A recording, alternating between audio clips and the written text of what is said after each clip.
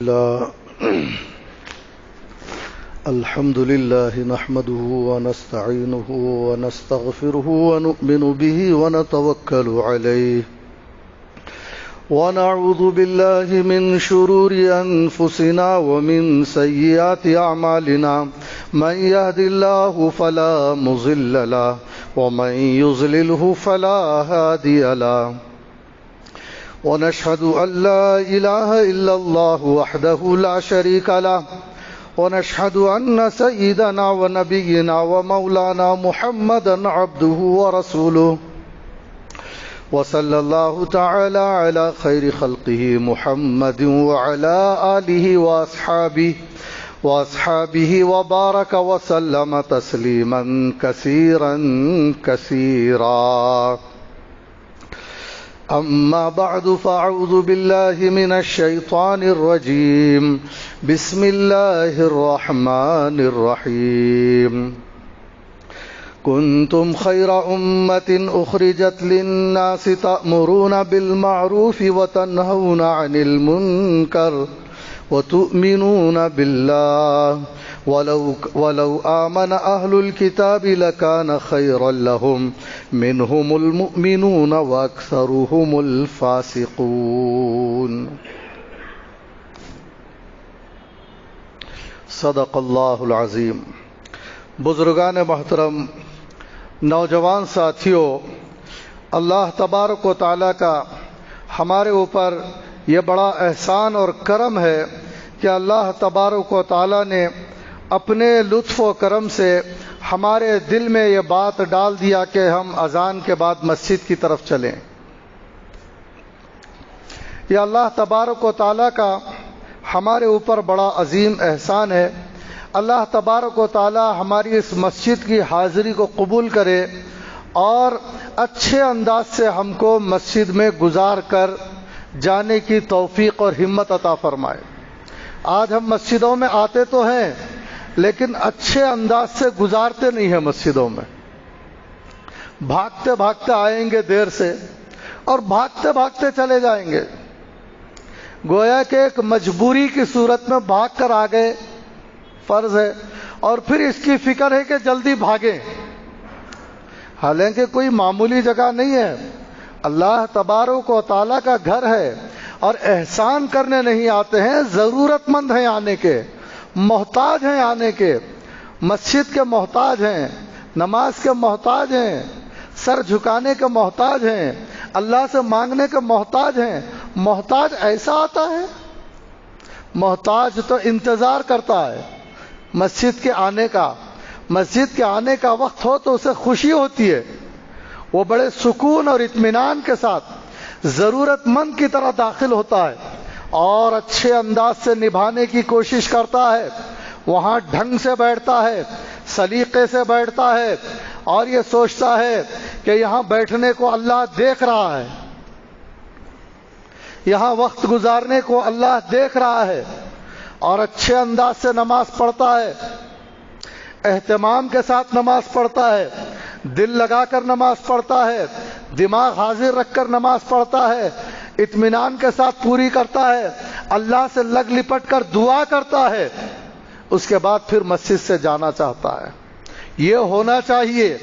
اسی لیے میں نے مختصر طور پر اس کا ایک نقشہ آپ حضرات کے سامنے کھینچ دیا.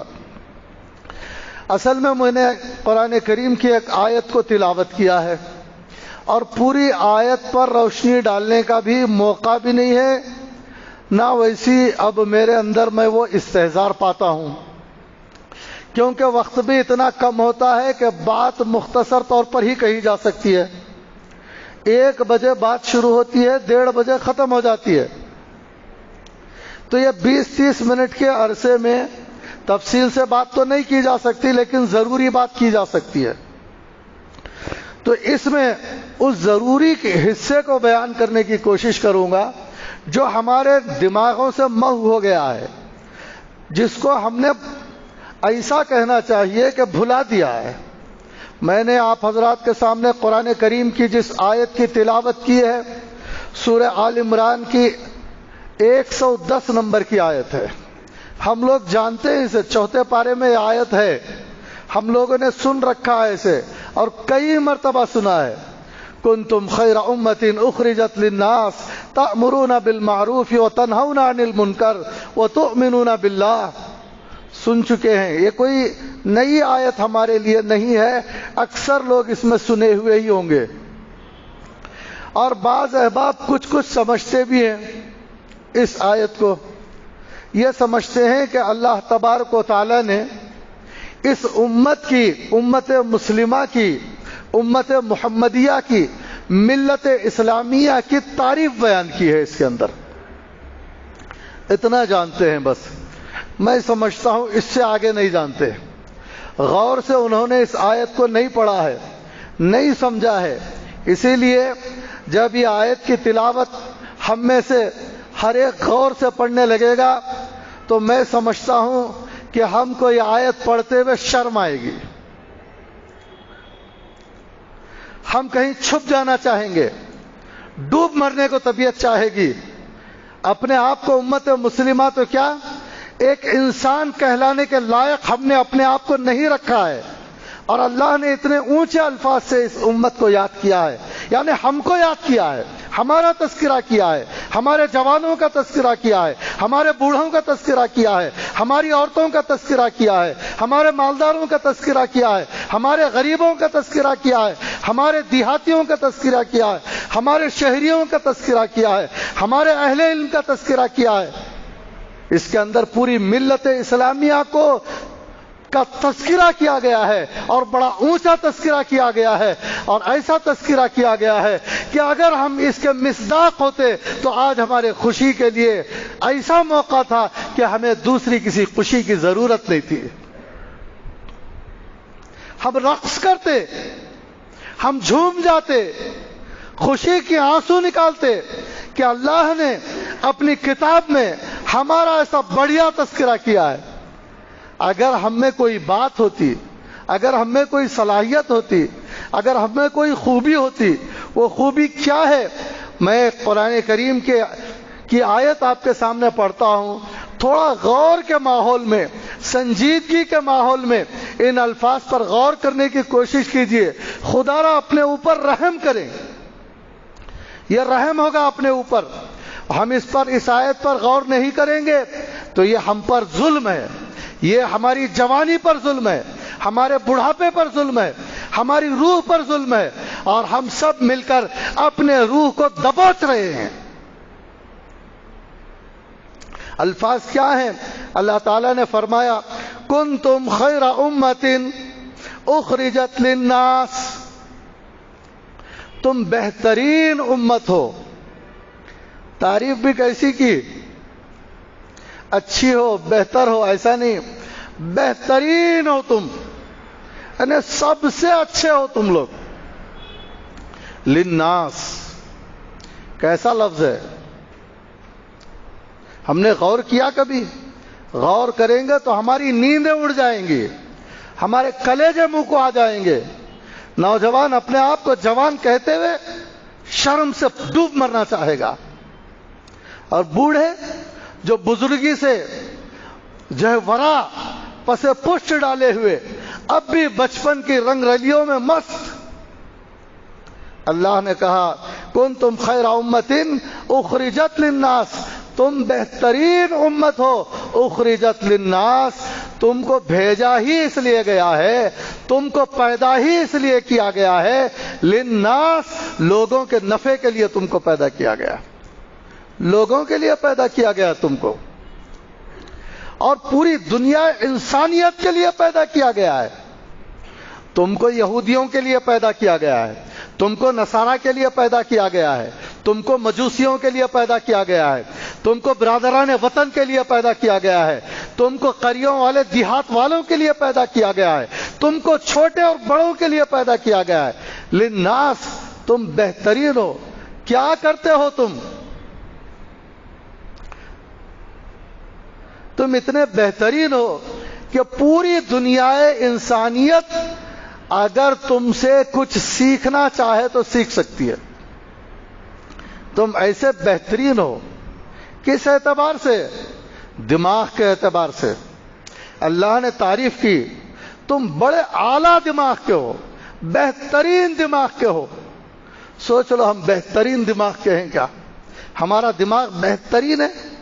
یہ بہترین دماغ ہے جس کے اندر جہالت بھری ہوئی ہے، علم نہیں ہے، دین کا علم نہیں ہے، ناظرہ پڑھے ہوئے نہیں ہے، قرآن کریم کی تفسیر نہیں جانتے اور موٹے موٹے مسائل تک نہیں جانتے، دین کا مختصر علم بھی نہیں جانتے، عقائد کا علم بھی نہیں جانتے، اعمال کا علم بھی نہیں جانتے، اخلاص کا علم بھی نہیں جانتے، اردو پڑھنا بھی نہیں جانتے، حتیٰ کہ عربی پڑھنا تو دور کی بات ہے.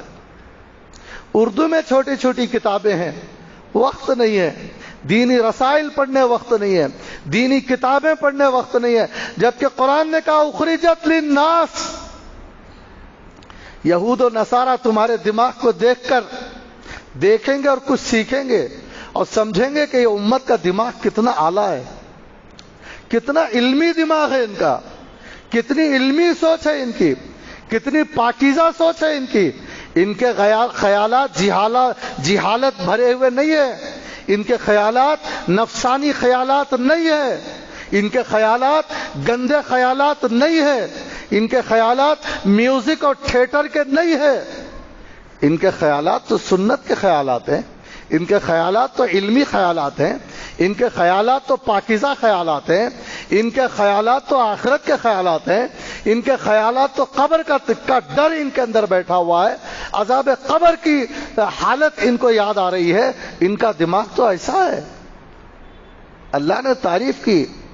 لوگوں اس تعریف کے مستحق جو آدمی محنت کر لیا ہے، جو جوان محنت کر لیا ہے، جو بچے محنت کر لیے ہیں، وہ تو اس کے مصداق ہیں. ہاتھ پر ہاتھ دھرے اس کے مصداق نہیں ہو سکتے، سو سو کر اس کے مصداق ہو نہیں سکتے، کھا کھا کر اس کے مصداق ہو نہیں سکتے. محنت کرنی پڑے گی، پڑھنا پڑے گا، لکھنا پڑے گا، مدارس کو آنا پڑے گا، علماء کی خدمت میں پہنچنا پڑے گا، دارالفتاؤں کو آنا پڑے گا، خانخواہوں کو آنا پڑے گا، بزرگوں کی جوتیاں اٹھانا پڑے گا، اکابر کی کتابیں پڑھنا پڑے گا اور اپنی دینی سمجھ کو بڑھانا پڑے گا، لیاقت پیدا کرنی پڑے گی. ہم میں سے ہر جوان پڑھنے والا ہو. کیا پڑھنے والا ہو؟ دین پڑھنے والا ہو. کیونکہ اللہ نے کہا کہ اصل کام تمہارا روحانی نفع پہنچانا ہے.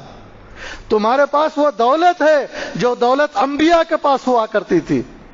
جو لوگ ہر زمانے میں انبیاء سے جو چیز لیتے تھے، اب نبی اکرم صلی اللہ علیہ وسلم کے بعد امت مسلمہ سے وہی وہ دولت حاصل کریں گے، وہ روحانی نعمت حاصل کریں گے. اس لیے یہ نعمت ہونا چاہیے ہمارے پاس. یہ بات ہونا چاہیے کہ اگر کوئی یہودی ہم سے پوچھے قرآن کریم میں کیا ہے، ٹرین میں ہم سفر کر رہے ہیں، کوئی پوچھا کہ قرآن کریم میں کیا لکھا ہوا ہے، ہمیں معلوم ہونا چاہیے. کوئی نصرانی ہم سے پوچھے مسافر کہ بھائی تمہاری سیرت میں یہ واقعہ کیا لکھا ہوا ہے، ہم یہ نہیں کہنا چاہیے کہ ہمیں نہیں معلوم، ہمیں نہیں معلوم، قرآن ہم نے نہیں پڑھا.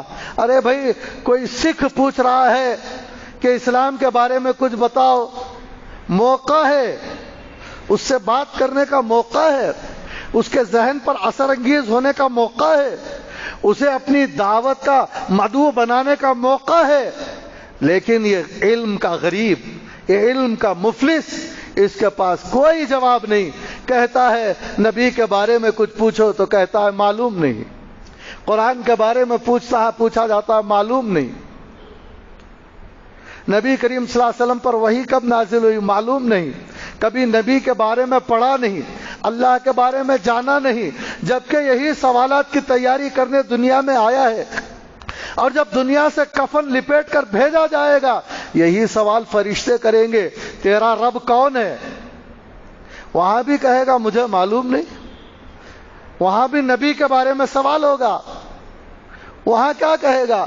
معلوم نہیں. اس معلوم نہیں کی سخت ترین سزا دی جائے گی. اس معلوم نہیں کی سزا ہے قبر کے اندر.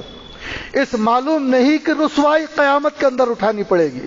اس معلوم نہیں ہم کو جہنم کی آگ میں گرا سکتا ہے. یہ بہت خطرناک معلوم نہیں ہے یہ لاعدری کوئی معمولی لاعدری نہیں ہے. اسی لیے ہمیں موقع ہے، ابھی ہماری دنیا کی زندگی باقی ہے، ہمیں فرشتے نظر نہیں آئے ہیں موت کے، ابھی ہمیں نہلایا نہیں جا رہا ہے، ابھی ہمیں کفن نہیں پہنایا جا رہا ہے، ابھی ہماری جنازہ نہیں پڑھی جا رہی ہے. ہم کو اس موقع کا فائدہ اٹھانا چاہیے اور علم سے ہمارا رشتہ قائم کرنا چاہیے. ہمارے دل کی تعریف کی گئی ہے، ہمارے دل کو دیکھ رہے ہیں، پوری دنیا دیکھ رہی ہے. یہود و نصارہ بھی دیکھ رہے ہیں، مشرکین بھی دیکھ رہے ہیں، سکھ بھی دیکھ رہے ہیں، اور دیگر فرقہ ضالہ بھی دیکھ رہے ہیں. ہمارے بچے ہمارے دل کو دیکھ رہے ہیں، ہمارے شاگرد ہمارے دل کو دیکھ رہے ہیں، ہمارے پڑوسی ہمارے دل کو دیکھ رہے ہیں. آج ہمارے دلوں کے اندر کیا ہے؟ ریاکاری، دنیا کی محبتیں، بزدلی اور موت سے ڈر، دنیا میں ہمیشہ رہنے کی آرزویں، یہ ہمارے دلوں کی پہچان تھی. جبکہ اللہ نے کہا تمہارے دل کو بھی، تمہارا دل بھی للناس ہے، دوسرے لوگ اپنے دل کا آئینہ تمہارے دل کو بنائیں گے اور تمہاری طرف دیکھیں گے. امت مسلمہ کا دل کیسا ہے؟ آج ہم سنگ دل ہیں، للناس ہیں، لوگوں کے نفع رسانی کے لیے نکالے گئے ہیں. ہمارے دل کی تعریف ہے کہ بہترین دل والے ہیں، یہ سب کو حیرت میں ڈال دینے والا دل ہے ان کا. جیسے نبی کریم صلی اللہ علیہ وسلم کے دل کی تعریف آئی قرآن میں، وَلَوْ كُنْتَ فَظًّا غَلِيظَ الْقَلْبِ لَانفَضُّوا مِنْ حَوْلِكَ. اے پیغمبر آپ بڑے نرم دل ہیں، اگر نرم دل نہ ہوتے تو یہ صحابہ آپ کے آس پاس جمع نہ ہوتے، بھاگ جاتے آپ کے پاس سے اٹھ کر. آپ بڑے نرم دل ہیں. ہمارے پیغمبر کے دل کی تعریف کی گئی ہے، اور اس آیت کے اندر امت مسلمہ کے دل کی تعریف ہے. امت مسلمہ کو کہا گیا ہے ارے پیغمبر بھی ان کا نرم دل ہے، امت مسلمہ بھی ان کی نرم دل ہے، یہ سنگ دل نہیں ہے. بھائیو، اپنے دلوں پر ہم نے کیا محنت کی ہے. آج ہم کو ذکر کرنے کی فرصت نہیں ہے. ذکر دل کی غذا ہے، ذکر دل کی دوا ہے، ذکر قلب کو تقویت دیتی ہے. یہ دل کو نہیں، جسم کے دل کو. یہ تو ایک جسم کا حصہ ہے، یہ تو سب کو حاصل ہے. یہاں قلب جو کہا گیا ہے اس جسم کے خون کے ٹکڑے کو نہیں، اس کے اندر جو روحانی جوہر ہے اس کو کہا گیا ہے کہ وہ بڑا نرم دل ہے، وہ بڑا زرخیز ہے. اس کی صفات ہیں سخت ہونا، نرم ہونا، رحم دل ہونا، ظالم ہونا، درندہ ہونا، حیوان ہونا، شیطان ہونا، فرشتہ ہونا. اس کے اندر صفات ہیں. اور امت مسلمہ کی تعریف کی گئی ہے کہ اس کا دل شیطانی دل نہیں ہے. یہ دل دیکھو کیسا دل ہے. آج ہم ایسے کام کرتے ہیں کہ شیطان کے بہکاوے میں آ کر آج ہمارے دل میں وہ خیالات آتے ہیں، شیطانی خیالات. میوزک سننا شیطانی کام ہے، بیائی تھیٹر شیطانی افعال ہیں، شراب شیطانی کام ہے، سود و جوا شیطانی کام ہے، جھگڑے، گالی، جھوٹ شیطانی حرکتیں ہیں. خوب کھانا، خوش ہونا اور کچھ نہ ملے پریشان ہونا حیوانی حرکات ہیں. اگر جانور کو کچھ کھانے ملے تو دوڑے گا اور خوب کھائے گا. آج ہم کھانوں پر دوڑتے ہیں جبکہ ہماری تعریف یہ کی گئی ہے کہ ہم گناہ نہیں کرتے، ہمارا دل زرخیز ہے، ہمارے دلوں میں شیطانیت نہیں، ہمارے دلوں میں لالچ نہیں، ہم دسترخوان کے بھوکے نہیں، ہم زیادہ بسیار خور نہیں، ہم زیادہ بستروں پر سونے والے نہیں ہیں، ہم دیر دیر تک نیند کرنے والے نہیں ہیں. ہمارے دل کی تو تعریف کی گئی ہے، ہمارے دل کی تو یہ تعریف کی گئی ہے. ہمارے بارے میں یہ کہا جا رہا ہے کہ ہم بقدر ضرورت سوتے ہیں، ہم صرف راتوں میں سوتے ہیں، دن میں ضرورت پڑی تو پیٹ لگا لیتے ہیں، نہیں تو ہم دن سے دن وصول کرنا چاہتے ہیں. ہم ضرورت کے بقدر کھاتے ہیں، ہم لذت کے لیے نہیں کھاتے، ہم لالچیوں کی طرح نہیں کھاتے، ہم بیگ کی طرح، تھیلی کی طرح پیٹ نہیں بھرتے، ہم بدہضمیوں کا شکار نہیں ہوتے. یہ امت مسلمہ کے دل کی تعریف کی گئی ہے.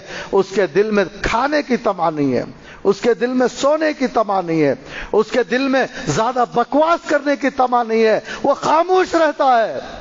اگر بولتا ہے تو اس کے بولنے پر ثواب لکھا جاتا ہے۔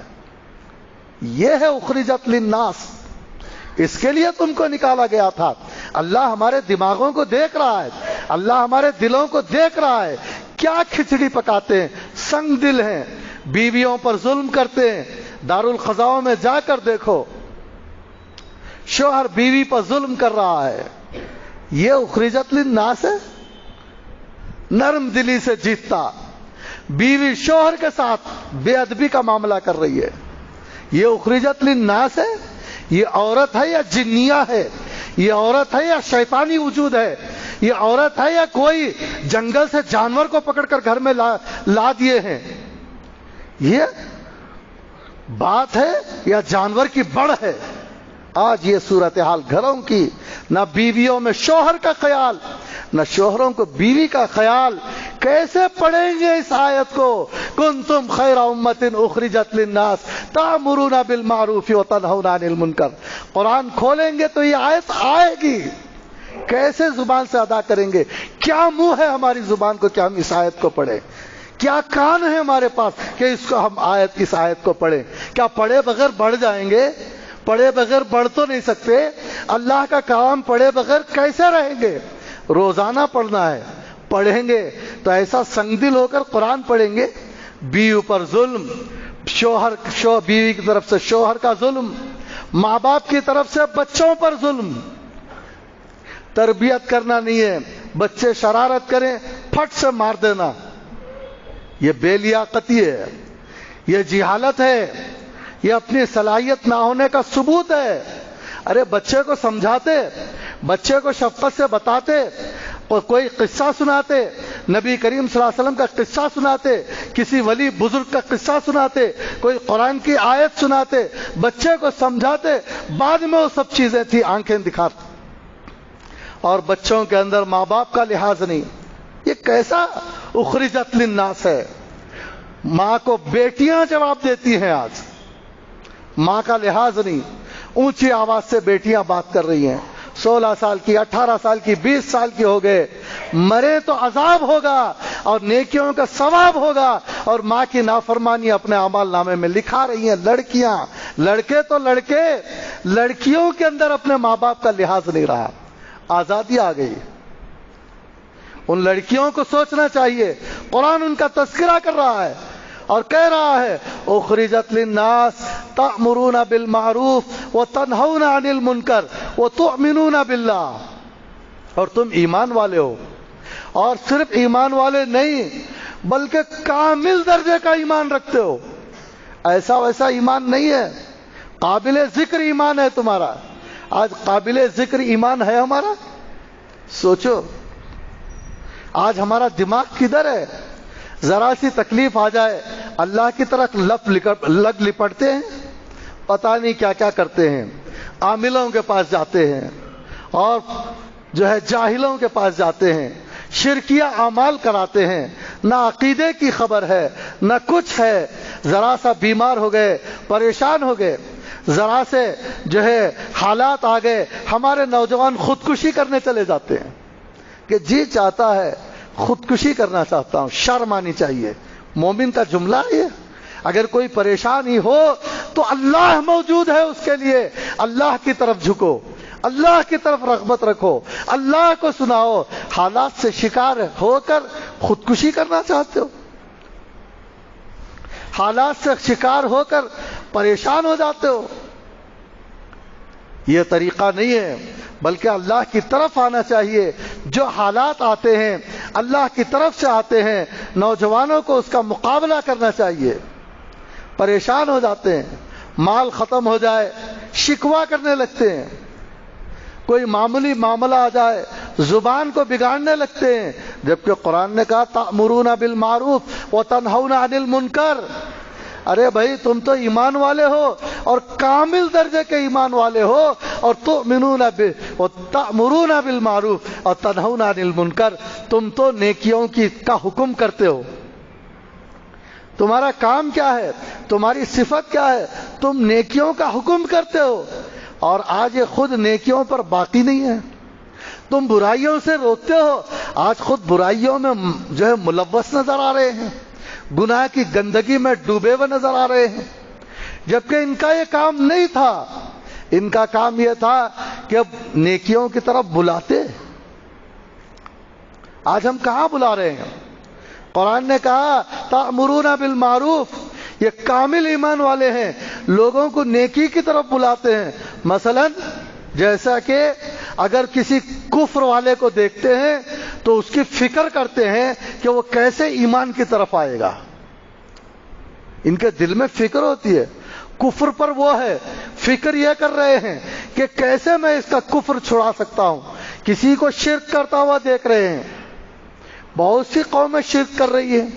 یہودی شرک میں مبتلا ہے، مشرکین خود شرک میں مبتلا ہے، عیسائی شرک میں مبتلا ہے، لیکن ان کے لیے یہ راتوں کو دعائیں کرے گا، ان کے لیے کوڑے گا، ان کے لیے روئے گا اور ان کی تدبیر کرنے کی کوشش کرے گا. رسول اللہ صلی اللہ علیہ وسلم نے مشرکین کے لیے رویا ہے، ان کے ایمان لانے کے لیے دعائیں کی ہیں اور ان سے بت پرستی کو چھوڑنے کے لیے تدبیریں کی ہیں. اور یہودیوں کو دعوت دی ہے، نصرانیوں کو دعوت دی ہے. رسول اللہ صلی اللہ علیہ وسلم کے ہاتھ پر مشرکین ایمان لائے ہیں. یہودیوں میں حضرت عبداللہ بن سلام ایمان لائے ہیں، نصرانیوں میں ایمان لائے ہیں، بادشاہوں نے ایمان لایا ہے، اور دیگر جو ہے عرب کے لوگ ایمان لائے ہیں، مکے والے بھی لائے ہیں، مدینے والے بھی لائے ہیں. یہ بھی امت کا یہی کام ہے. تأمرون بالمعروف، کفر کی دعوت، کفر سے ایمان کی دعوت دیتے ہیں، مشرکین کو توحید کی دعوت دیتے ہیں. بدعات کو دیکھ کر، بدعتیوں کو دیکھ کر سنت کے راستے کی طرف بلاتے ہیں کہ کدھر جا رہے ہو. فسق و فجور میں دیکھ کر نیکیوں کی طرف بلاتے ہیں، نمازوں کی طرف بلاتے ہیں، مالداروں کو زکوٰۃ کی طرف بلاتے ہیں، حج نہ کرنے والوں کو حج کی طرف بلاتے ہیں. وَتَنْهَوْنَ عَنِ الْمُنْكَرِ، روکتے ہیں، کفر کا نقصان سمجھاتے ہیں، شرک کا نقصان سمجھاتے ہیں، بدعات کا نقصان سمجھاتے ہیں، فسق و فجور کا نقصان سمجھاتے ہیں، میوزک کا نقصان سمجھاتے ہیں، سود کا نقصان سمجھاتے ہیں، شراب کا نقصان سمجھاتے ہیں، گالی گلوچ کا نقصان سمجھاتے ہیں، ہر برائی کا نقصان سمجھاتے ہیں. اسی لیے یہ بہترین ہے. ان کے دل میں یہ بات آتی ہے، یہ بڑے بہترین دل والے ہیں، یہ نرم دل کے لوگ ہیں، یہ جھگڑالو نہیں ہیں، یہ علمی دماغ کے لوگ ہیں، یہ جاہلانہ دماغ کے نہیں، یہ بڑی شرم والے ہیں، ان کی آنکھوں میں شرم ہے، ان کی زبان بڑی میٹھی ہے، یہ گندی زبان نہیں کرتے، یہ بکواس نہیں کرتے، یہ جھوٹ نہیں بولتے، کیونکہ ان کو وہ کام کرنا ہے جن کو انبیاء نے کیا ہے، جن کو محمد رسول اللہ نے کیا ہے. رسول اللہ صلی اللہ علیہ وسلم کی زبان کیسی تھی؟ جب آپ نے لوگوں کو دین کی طرف بلایا تو پہلے یہ فرمایا بتاؤ محمد کی زبان کیسی ہے. سب نے کہا کہ محمد صلی اللہ علیہ وسلم کی زبان سچی زبان ہے، محمد صلی اللہ علیہ وسلم سچے ہیں. آج ہم کو بھی، اگر ہم بھی کسی سے کہیں لوگوں بتاؤ تم نے ہمارا بچپن دیکھا ہے، لوگوں بتاؤ تم نے ہماری جوانی دیکھی ہے، کیا تم نے بچپن میں ہمیں شرارت کرتے ہوئے دیکھا ہے؟ تو کیا آج یہود و نصارہ برادران وطن کہیں گے کہ ہم نے تم کو شرارت کرتے ہوئے نہیں دیکھا ہے؟ کہیں گے؟ کیا آج ہمارے نوجوان کہہ سکتے ہیں بتاؤ ہماری جوانی میں کوئی داغ دیکھتے ہو؟ تو کیا دوسرے قوموں کے نوجوان کہیں گے کہ تمہارے اندر کوئی داغ نہیں ہے، دھبے نہیں ہے؟ کہہ سکتے ہیں، جبکہ کہنا چاہیے. ہم کو ایسا ہونا چاہیے، ہمارے بچوں کو ایسا ہونا چاہیے، ہمارے نوجوانوں کو ایسا ہونا چاہیے، ہمارے بوڑھوں کو ایسا ہونا چاہیے، ہمارے مردوں عورتوں کو ہونا چاہیے کہ ان میں اگر کوئی نیکی چھوٹنے نہ پائے، کوئی برائی ان کی طرف راستہ نہ بنائے. ایسے ہونا چاہیے. لوگ کہیں بھائی ہمارے محلے میں مسلمان رہتے ہیں، وہ کبھی نماز نہیں چھوڑتے، ہمارے محلے میں مسلمان رہتے ہیں، گالی نہیں دیتے وہ لوگ، اور زکوٰۃ دیتے ہیں، حج کو جاتے ہیں، اور صبح جلدی اٹھ کر ذکر کرتے ہیں، تلاوت کرتے ہیں، ان کے بچے بڑے صاف ستھرے رہتے ہیں، وہ بھدے نہیں ہوتے. بہترین امت کہا گیا، نمونہ بنایا گیا ہے کہ تم نمونہ ہو. زبان کے اعتبار سے سوچئے، کیا آج ہمارا دل نمونہ ہے؟ کیا آج ہمارا دماغ نمونہ ہے؟ کیا وہ راستے پر ہے جس پر ہمارے نبی کریم صلی اللہ علیہ وسلم لگائے تھے؟ کیا اس راستے پر ہمارا دل چل رہا ہے جس راستے پر ہم کو ڈالا گیا تھا؟ کیا اس راستے پر ہماری زبان چل رہی ہے جس راستے کی ہماری زبان کو تعلیم دی گئی تھی؟ ہمارے چہرے للناس نہیں ہے، نبی کریم صلی اللہ علیہ وسلم کا یہ چہرہ نہیں تھا، ہم نے داڑیاں مونڈ رکھی ہیں، پھر سمجھتے ہیں للناس، اخرجت للناس، بہترین ہے، کائی کا بہترین ہے؟ سوچو بہترین ہے کیا؟ قرآن کی روشنی میں سوچو، حدیث کی روشنی میں سوچو، اہل علم کی روشنی میں سوچو۔ بعض لوگ داڑھی بالکل کم رکھتے ہیں، ایک مشت سے پہلے کاٹ دیتے ہیں، سمجھتے ہیں کہ اتنی داڑھی بھی کافی ہے، کوئی ایک مشت رکھنا ضروری نہیں ہے، حالانکہ ایسا نہیں ہے، ایک مشت داڑھی رکھنا چاہیے، جوانوں کو، بوڑھوں کو، سب کو۔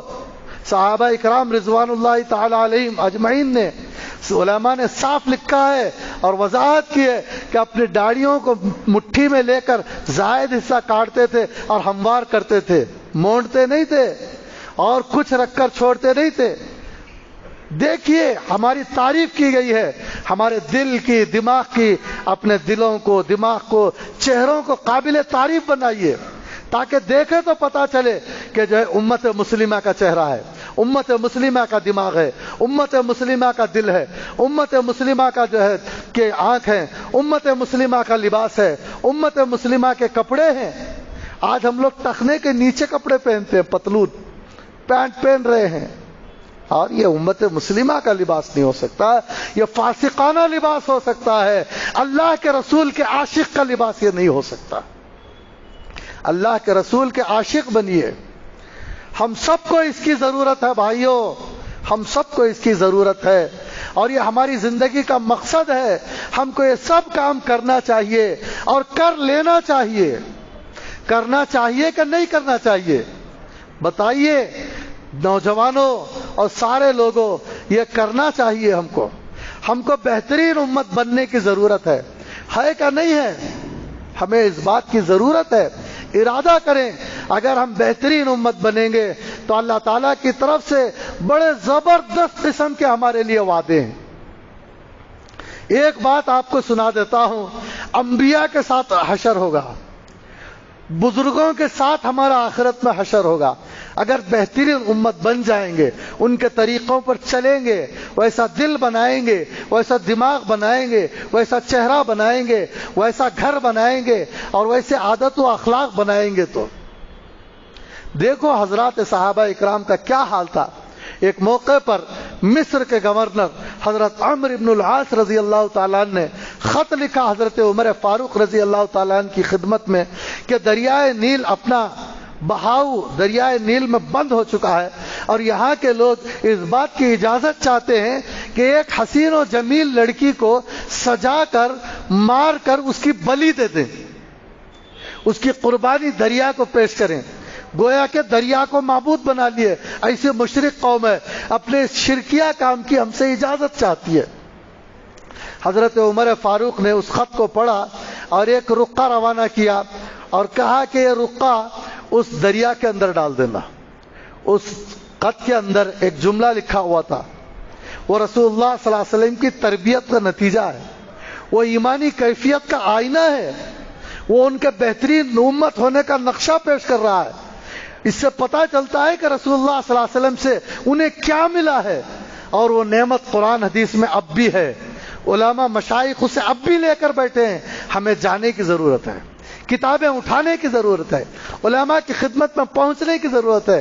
ارے ہم تو دینی کتابوں کو معمولی نظر سے دیکھتے ہیں، ارے یہ کیا ہے، ہم تو انگریزی کتابیں پڑھیں گے، وہ بھی پڑھیے، منع نہیں ہے، ضرورت ہے، لیکن دینی کتابیں پڑھنا مقصد ہے، ضرورت سے بھی بڑھ کر ہے۔ علماء کے پاس جانے کو حقیر سمجھتے ہیں، اس لیے کہ ان کی تنخواہیں معمولی ہیں، نیچے زمین پر بیٹھتے ہیں۔ ہم تو کسی جسٹس سے ملیں گے، جا کر سائنسدان سے ملیں گے، ہم تو کسی اور بڑے آدمی سے ملیں گے، ضرور ملیے، لیکن علماء سے ملنا مقصد زندگی ہے، اس کی بھی ضرورت ہے، لیکن اس سے بہت زیادہ ضرورت علماء سے ملنے کی ہے۔ تاکہ کوئی دینی بات جو رسول اللہ صلی اللہ علیہ وسلم سے صحابہ پوچھتے تھے، آج وہ بات ہم علماء سے پوچھ سکتے ہیں۔ اس کے لیے ضرورت ہے کہ ہم ان کی خدمت میں پہنچیں۔ تو حضرت عمر رضی اللہ تعالیٰ عنہ کو نے پایا تھا حضور صلی اللہ علیہ وسلم سے، اسی لیے ایک ایمانی خط لکھا، کہا یہ خط ڈال دینا۔ خط ڈال دیا، دریا بہنے لگ گیا۔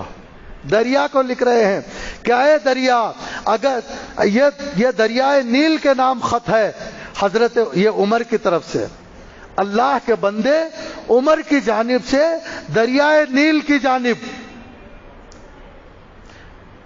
حضرت عمر کی طرف سے جا رہا ہے، فرام حضرت عمر ٹو دریائے نیل۔ کہہ رہے ہیں کہ اے دریا، اگر تو اپنی مرضی سے بہتا تھا اب تک تو جاری نہ ہونا، ضرورت نہیں ہے تیری۔ اور اگر خدا واحد قہار نے تجھ کو اپنے حکم سے جاری کیا ہے تو ہم خدا واحد قہار سے تیری شکایت کریں گے اور اس سے فریاد کریں گے کہ اب تک جیسے آپ نے جاری کیا تھا پھر سے اسے جاری کر دیں۔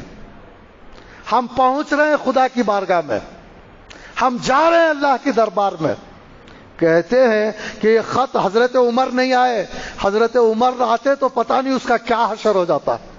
حضرت عمر نہیں آئے ہیں، ایمان والے کی طاقت دیکھیے، ان کا خط آیا ہے۔ کہتے ہیں سارا مجمع جمع ہے کہ یہ عمرو بن عاص گورنر کیا کر رہے ہیں، یہ ٹکڑا لے کر جا رہے ہیں۔ اس ٹکڑے کو ڈالنا تھا کہ دریا پھر سے روانی کے ساتھ دوڑنے لگ گیا، بہنے لگ گیا، جاری رکھ دیا۔ یہ ہے ایک ایمان والے کی قوت۔ اور اس وقت سارے مشرکین نے اس عجیب و غریب منظر کو اپنی پیشانی کی آنکھوں سے دیکھا ہے۔ آج ہم نے کیا ایمانی کمال لوگوں کے سامنے پیش کیا، آج ہم نے کون سا عمل لوگوں کے سامنے پیش کیا۔ بزرگان محترم، ضرورت ہے ہم اپنے آپ پر محنت کرنا شروع کریں، ذکر کریں، تلاوت کریں، دینی کتابیں پڑھیں، علماء سے ملیں، اپنی روحانی تیاری کریں، موت کی فکر کریں، مرنے کی تیاری کریں، اللہ کی رضا کی فکر کریں، اور قیامت میں عذاب قبر سے بچنے کی کوشش اس دنیا میں کریں۔ اللہ تعالیٰ سے دعا کرتا ہوں کہ اللہ تبارک و تعالیٰ ہم تمام کو نیک توفیقات سے مالا مال فرمائے۔ ایک دو اعلانات